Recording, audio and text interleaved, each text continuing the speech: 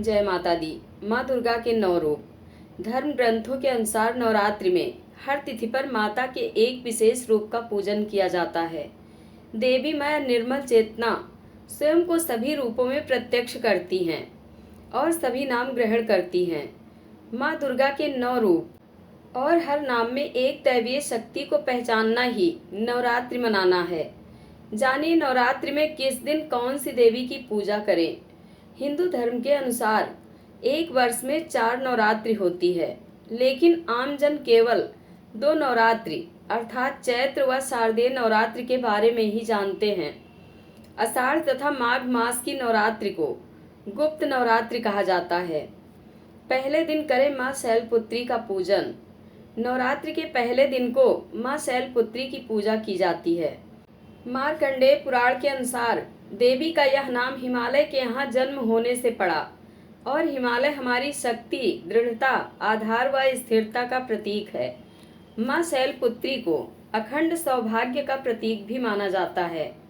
नवरात्रि के प्रथम दिन योगी जन अपनी शक्ति मूलाधार में स्थित करते हैं व योग साधना करते हैं। हमारे जीवन प्रबंध में दृढ़ता, स्थिरता व आधार का महत्व सर्वप्रथम है। अतः इस दिन हमें अपने स्थायित्व व शक्तिमान होने के लिए माता शैलपुत्री से प्रार्थना करनी चाहिए। शैलपुत्री की आराधना करने से जीवन में स्थिरता आती है। हिमालय की पुत्री होने से यह देवी प्रकृति स्वरूपा भी हैं। स्त्रियों के लिए उनकी पूजा करना ही श्रेष्ठ और मंगलकारी है। उपाय: प्रतिपदा यानी पहले दिन माता को घी का भोग लगाएं तथा उसका दान करें। इस उपाय से रोगी को कष्टों से मुक्ति मिलती है तथा शरीर निरोग होता है। दूसरे दिन करें माँ ब्रह्मचारिणी की आराधना। नवरात्रि के दूसरे दिन माँ ब्रह्मचारिणी की पूजा होती है। देवी ब्रह्मचारिणी ब्रह्म शक्ति यानी तप की शक्ति का प्रतीक है। इनकी आराधना से भक्त की तप करने की शक्ति बढ़ती है, साथ ही सभी मनोवांछित कार्य पूर्ण होते हैं। ब्रह्मचारिणी हमें यह संदेश देती हैं कि जीवन में बिना तपस्या अर्थात कठोर परिश्रम के सफलता प्राप्त करना असंभव है। बिना श्रम के सफलता प्राप्त करना ईश्वर के प्रबंधन से विपरीत है। अतः ब्रह्म शक्ति अर्थात समझने व तप करने की शक्ति हेतु इस दिन शक्ति का स्मरण करें। योग शास्त्र में यह शक्ति स्वाधिष्ठान में स्थित होती है, अतः समस्त ध्यान स्वाधिष्ठान में करने से यह शक्ति बलवान होती है एवं सर्वत्र सिद्धि व विजय प्राप्त होती है। उपाय: द्वितीय तिथि यानी नवरात्रि के दूसरे दिन माता को शक्कर का भोग लगाएं तथा उसका दान करें। इससे साधक को लंबी उम्र प्राप्त होती है। तीसरे दिन करें माँ चंद्रघंटा का पूजन। यह शक्ति माता का शिवदूती स्वरूप है। इनके मस्तक पर घंटे के आकार का अर्धचंद्र है, इसी कारण इन्हें चंद्रघंटा देवी कहा जाता है। असुरों के साथ युद्ध में देवी चंद्रघंटा ने घंटे की टंकार से असुरों का नाश कर दिया था। नवरात्रि के तृतीय दिन इनका पूजन किया जाता है। इनके पूजन से साधक को मणिपुर चक्र के जागृत होने वाली सिद्धियां स्वतः प्राप्त हो जाती हैं तथा सांसारिक कष्टों से मुक्ति मिलती है। उपाय: तृतीय तिथि को माता को दूध चढ़ाएं तथा इसका दान करें। ऐसा करने से सभी प्रकार के दुखों से मुक्ति मिलती है। चौथे दिन करें माँ कुष्मांडा की उपासना। नवरात्रि के चौथे दिन की प्रमुख देवी माँ कुष्मांडा हैं। देवी कुष्मांडा रोगों को तुरंत नष्ट करने वाली हैं। इनकी भक्ति करने वाले श्रद्धालु को धन, धान्य और संपदा के साथ साथ अच्छा स्वास्थ्य भी प्राप्त होता है। माँ दुर्गा के इस चतुर्थ रूप कुष्मांडा ने अपने उदर से अंड अर्थात ब्रह्मांड को उत्पन्न किया। इसी वजह से दुर्गा के इस स्वरूप का नाम कुष्मांडा पड़ा। नवरात्रि के चतुर्थ दिन इनकी पूजा और आराधना की जाती है। माँ कुष्मांडा के पूजन से हमारे शरीर का अनाहत चक्र जागृत होता है। इनकी उपासना से हमारे समस्त रोग व शोक दूर हो जाते हैं।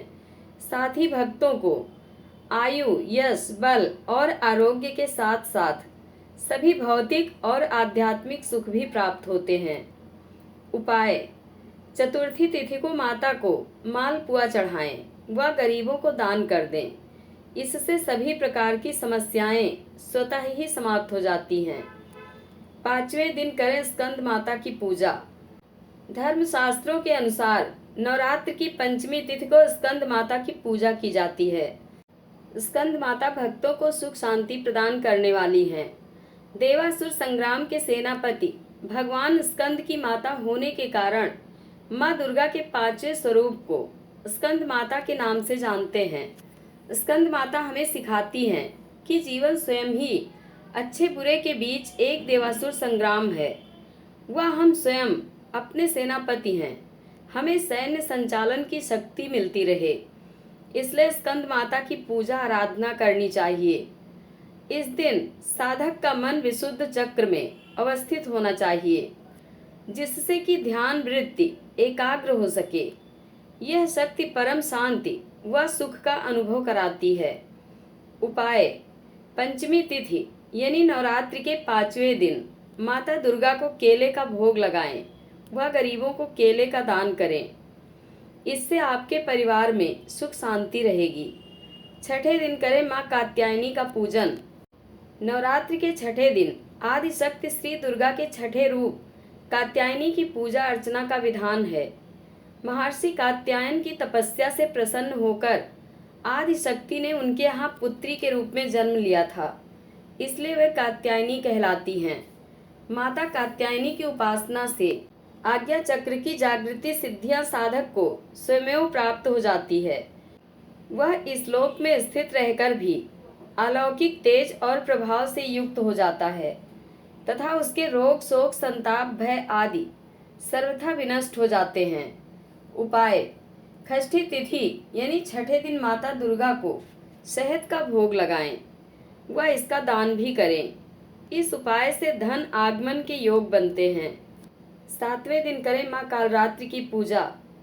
महाशक्ति माँ दुर्गा का 7वां स्वरूप है कालरात्रि। माँ कालरात्रि काल का नाश करने वाली हैं, इसी वजह से इन्हें कालरात्रि कहा जाता है। नवरात्र के 7वें दिन माँ कालरात्रि की पूजा की जाती है। माँ कालरात्रि की आराधना के समय भक्त को अपने मन को भानु चक्र जो ललाट अर्थात सिर के मध्य स्थित करना चाहिए। इस आराधना के फल स्वरूप भानु चक्र की शक्तियाँ जागृत होती हैं। माँ कालरात्रि की भक्ति से हमारे मन का हर प्रकार का भय नष्ट हो जाता है। जीवन की हर समस्या को पल भर में हल करने की शक्ति प्राप्त होती है। शत्रुओं का नाश करने वाली माँ कालरात्रि अपने भक्तों को हर परिस्थिति में विजय दिलाती हैं। उपाय: सप्तमी तिथि को माता को गुड़ की वस्तुओं का भोग लगाएं तथा दान भी करें, इससे दरिद्रता का नाश होता है। 8वें दिन करें माता महागौरी की आराधना। नवरात्र के 8वें दिन माँ महागौरी की पूजा की जाती है। आदि शक्ति श्री दुर्गा का अष्टम रूप श्री महागौरी हैं। माँ महागौरी का रंग अत्यंत गोरा है, इसलिए इन्हें महागौरी के नाम से जाना जाता है।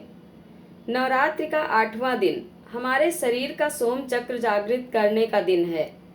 सोम चक्र ऊर्ध्व ललाट में स्थित होता है। 8वें दिन साधना करते हुए अपना ध्यान इसी चक्र पर लगाना चाहिए। श्री महागौरी की आराधना से सोम चक्र जागृत हो जाता है और इस चक्र से संबंधित सभी शक्तियाँ श्रद्धालु को प्राप्त हो जाती है। माँ महागौरी के प्रसन्न होने पर भक्तों को सभी सुख स्वतः ही प्राप्त हो जाते हैं। साथ ही इनकी भक्ति से हमें मन की शांति भी मिलती है। उपाय: अष्टमी तिथि के दिन माता दुर्गा को नारियल का भोग लगाएं तथा नारियल का दान भी करें, इससे सुख समृद्धि की प्राप्ति होती है। अंतिम दिन करें माँ सिद्धिदात्री की उपासना। नवरात्रि के अंतिम दिन माँ सिद्धिदात्री की पूजा की जाती है। माँ सिद्धिदात्री भक्तों को हर प्रकार की सिद्धि प्रदान करती हैं। अंतिम दिन भक्तों को पूजा के समय अपना सारा ध्यान निर्वाण चक्र जो कि हमारे कपाल के मध्य स्थित होता है वहाँ लगाना चाहिए। ऐसा करने पर देवी की कृपा से इस चक्र से संबंधित शक्तियाँ स्वतः ही भक्त को प्राप्त हो जाती हैं। सिद्धिदात्री के आशीर्वाद के बाद श्रद्धालु के लिए कोई कार्य असंभव नहीं रह जाता और उसे सभी सुख समृद्धि प्राप्त हो जाती है।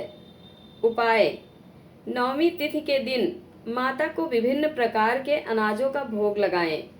वह यथाशक्ति गरीबों में दान करें। इससे लोक परलोक में आनंद व वैभव मिलता है। जय माता दी। धन्यवाद।